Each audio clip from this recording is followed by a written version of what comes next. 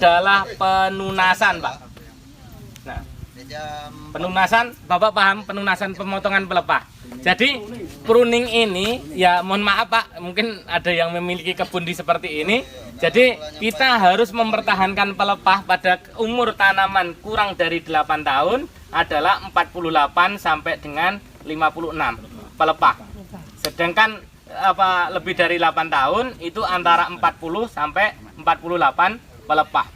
Nah, kelapa sawit ini unik Pak. Kenapa saya sampaikan unik? Jadi satu lingkar ini contohnya kelapa sawit pohon yang saya di depankan ini spiral kanan apa spiral kiri? Spiral. Nah, ini adalah arah pelepah. Jadi spiral itu kayak ngelihat cewek Pak. Kalau ngelihat cewek Bapak lihat dari kakinya. Kan gitu. Pecah enggak kakinya, bukan begitu Pak. Maksudnya nempel tanah enggak kan gitu. Kalau nempel tanah itu berarti kan memang manusia kan gitu kan gitu. Jangan sampai salah. Nah, Bapak lihat itu dari kakinya baru melihat ke atas Pak. Oh, berarti ngarahnya ke kanan, ini namanya spiral kanan. Kalau yang itu yang di samping Bapak itu spiral kiri. Walaupun saya yakin Bapak-bapak semua paling suka yang pakai spiral kan gitu. Nah, pertama ini adalah penunasan pelepah Pak. Ya, mohon maaf Pak omongan saya seperti itu karena supaya mudah ditangkap Pak. Nah, yang kedua Pak, ini berarti gimana caranya? Ya, cara menghitungnya kalau satu lingkar kelapa sawit ini 8 Pak. Saya hitung dari sekarang ya. Ini 1, 2, 3, 4, 5, 6, 7, nah ini 8 kan? Pas. Nah seperti itu. Jadi satu lingkar kelapa sawit ada 8. Berarti dia harus butuh minimal dia kali berapa? Berarti kalau 48 berarti 6 kali 8. Nah sekarang ini pelepah yang pertama itu Pak, itu 1, 2, 3, 4. Nah 4 kali 8 berapa? 32. 32. Berarti pelepahnya kurang berapa kalau umur sudah di atas 8 tahun? 8. Kurang 8. Seyogyanya pas motong panennya tidak boleh memotong pelepah. Kenapa seperti itu? Seperti ini gambarannya. Jadi mau bagaimanapun produksi yang menjadikan yang kita sampaikan sana adalah asimilatnya. Dia membutuhkan asimilat setidaknya untuk tanaman menghasilkan dalam tanaman satu pohon dalam 1 tahun itu Pak 521 kg per pohon. Bapak bayangkan ini Pak. Jadi kebutuhan 521 kg itu untuk mendapatkan produktivitas tertinggi atau potensinya 40 ton TBS per hektar. Nah ini diperlukan yang 46% untuk vegetatif Pak, yang 54 untuk generatif. Nah berarti kalau mau mendapatkan biomasa asimilat segini, yang dibutuhkan pelepahnya adalah berkisar antara 40 sampai 48. Yang untuk tanaman-tanaman besar, yang tanaman kecil ini yang 48 sampai 56 kan itu membutuhkan yang besar, sehingga untuk diperlukan ini membutuhkan 521. Nah kalau 46% dikali 54% ini Pak, ini kan generatif ya Pak ya, 0,54 kali 521 berapa? Ada yang masih bawa input kuli kantor? 290-an. Ya berarti 290 kg. Nah ini kemampuan generatif Pak. Generatif ini ada bunga betina, ada bunga jantan. Nah, ini misalkan Pak, sekarang kita melihat pohon ini yang di belakang Bapak. Kita hitung 1, 2, 3, 4 ada 4 jantannya. Anggap satu bunga jantan itu bobotnya 5 kilo. Berarti berapa? 20 kilo. Bunga jantannya 20 kilogram. Berarti bunga betinanya masih 270 kilogram. Sekarang tanaman Bapak populasinya 130 yang produktif dalam 1 hektar. Berarti potensi tanaman Bapak bisa menghasilkan dalam 1 tahun apabila kecukupan haranya cukup, pelepahnya cukup, maka bisa menghasilkan 270 kali 130. Berarti bisa 35 ton. Dibagi dengan 12 bulan berarti bisa 2,9 ton. Masuk akal enggak Pak? Nah berarti itulah sebenarnya saat ini yang ingin saya sampaikan ke Bapak, supaya Bapak memahami bahwasanya kemampuan kelapa sawit itu bisa menghasilkan 270 kg dalam 1 tahunnya. Nah sekarang bagaimana Bapak menjaga setiap pohon itu berkontribusi sama antara pohon yang ditempelin ini Pak dengan yang pohon ini sampai dengan pohon yang paling ujung sana. Caranya apa? Caranya modalnya pakai kaki Bapak. Setiap hari Sabtu Bapak kunjungi, tanyain satu-satu apa kurangnya sampai di sana. Oh tergenang, berarti harus dibumbun. Oh sampai sana apa? Gulmanya banyak, berarti harus semprot sampai ujung sana apa? Oh, pelepahnya belum ditunas seperti itu. Nah, terakhir apa? Sampai di ujung sana, nggak tahu udah dimaling semua kan gitu. Oh, ini di luar dari itu. Nah, masih ada yang bawa tisu kering? Tisu basah ada, Pak? Oh, tisu basah ada, Pak. Boleh ya, Pak ya, difotokan, ini kan. Nah, ini adalah faktor kunci pertama. Yang kedua adalah cara panen, Pak. Yang kedua adalah cara panen. Nah, kapan proses pengisian minyak itu berhenti? Jadi ibaratnya gini, Pak. Bunga kuncup, mulai kuncup itu terjadi di pelepah 17, Pak. Nah, pelepah 17, belum antesis mekar itu di pelepah 19. Matang panen adalah di pelepah 31, 32, 33. Itu matang panen. Makanya istilah songgo 1 atau songgo 0 itu adalah pelepah 33, Pak. Berarti kalau songgo 1 ada satu lingkar lagi di bawah pelepahnya. Karena satu lingkar tadi ada 8. Makanya pelepah kita harus songgo 2. Seperti itu. Berarti kita menjaga supaya dapat 48 pelepahnya. Oke? Situ udah masuk, Pak ya. Nah, sekarang cara panen yang baik seperti apa? Cara panen yang baik indikatornya adalah proses di mana mulainya membrondol, Pak. Mulai membrondol. Jadi kalau belum brondol jangan dipanen. Kenapa? Tanamannya akan rusak. Bapak akan sia-sia yang Bapak taburkan pupuknya. Kadang-kadang Bapak kalau sudah anak mau bayaran anak sekolah, terus udah perlu itu udah Bang Dun katanya, baru merah udah tuh turun. Kadang kunyit pun sudah dipaksa turun. Kenapa? Itu merusak tanamannya. Ibaratnya, Pak, kita lagi tidur bersama-sama istri kita. Nah, nggak taunya pas waktu mau selesainya itu anak kita bangun, Pak. Enak nggak, Pak?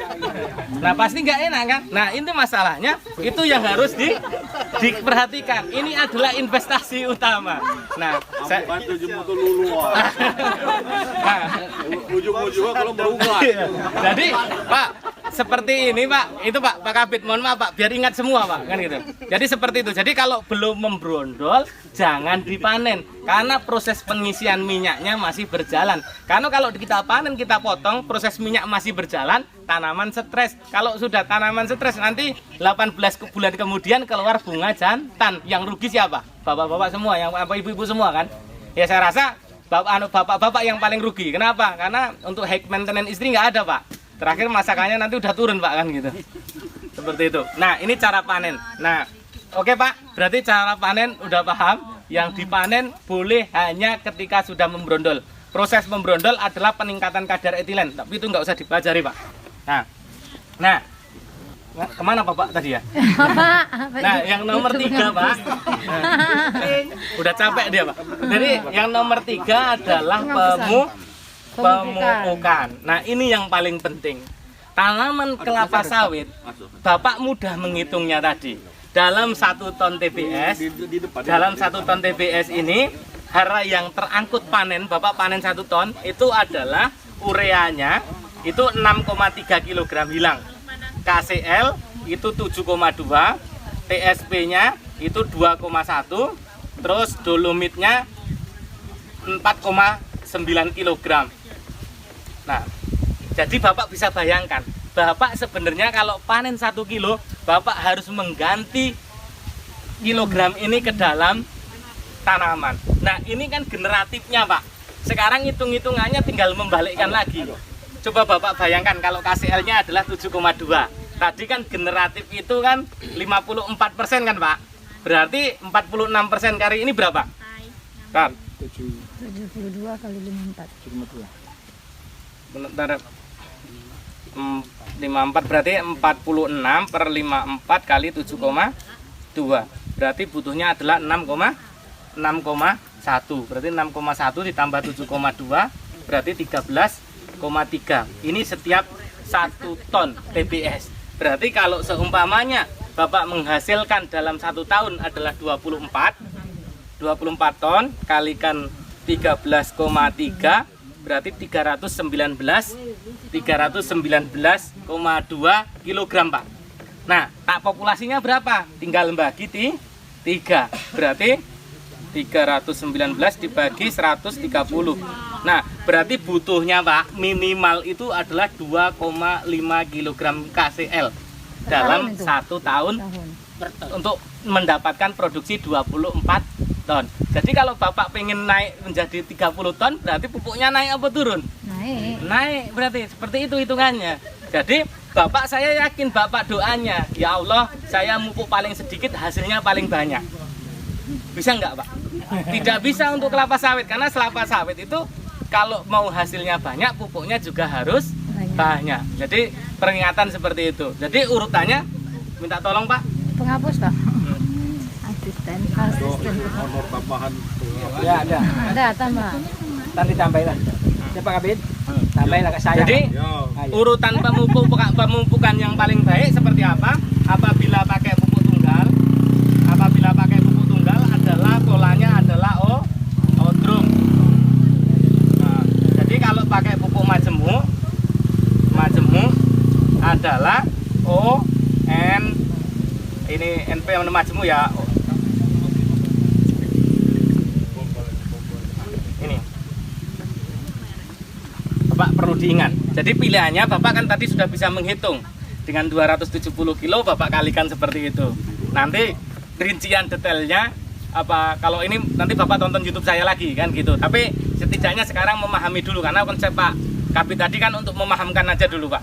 Nah, odrum ini Pak, O-nya adalah organik, D-nya adalah dolomit, R-nya adalah RP, U-nya adalah urea, M-nya adalah MOP atau KCl, B-nya adalah boron. Nah, kalau ODM ini organik, dolomit, majemuk Pak. Nah, kebutuhannya berapa? Kalau kebutuhan majemuk untuk mendapatkan produksi 24 ton itu setidaknya adalah 6 kg per tahun Pak. Nah, ini apabila komposisi pupuknya adalah 13, 6, 27, 4, 0,65B. Ini mereknya banyak di Bengkulu, ada Mahkota, ada Hike, ada Pupindo, ada Pusri. Tapi Bapak seringnya belinya kadang-kadang Bapak beli yang mereknya Ponska. Ini serinya Pak triple 15. Makanya ketika pakai triple 15 boleh pakai dosis 6 kilo, tapi ini harus ditambahkan KCl sebanyak 0,5 kg per pohon per tahun. Ingat Pak ya. Jadi jangan sampai kita membutuhkan ini tanpa melihat fungsinya. Nah, dolomitnya, ininya butuhnya dolomit, ini paling tidak adalah 2,5 kg per tahun. Nah, ini sering dilupakan, padahal penyusun minyak utama di kelapa sawit itu adalah dolomit. Nah, yang membuat bobot berat itu selain KCl juga dolomit. Padahal ini tanamannya kering-kering, pelepah bagian bawahnya karena dolomit. Kan gitu. Padahal dolomit harganya lebih murah. Tapi dolomit jangan lupa itu adalah kandungan Mg-nya. Karena jangan sampai nanti keliru pupuk Petrocas atau yang lain, karena itu kan kandungan Ca-nya. Padahal kita perlu Mg-nya. Nah, itu kan 2,5. Nah, terus organiknya ini tergantung yang ada di tempat Bapak apa. Kalau pakai pupuk petroganik ini dosisnya adalah 3 kg per jalan.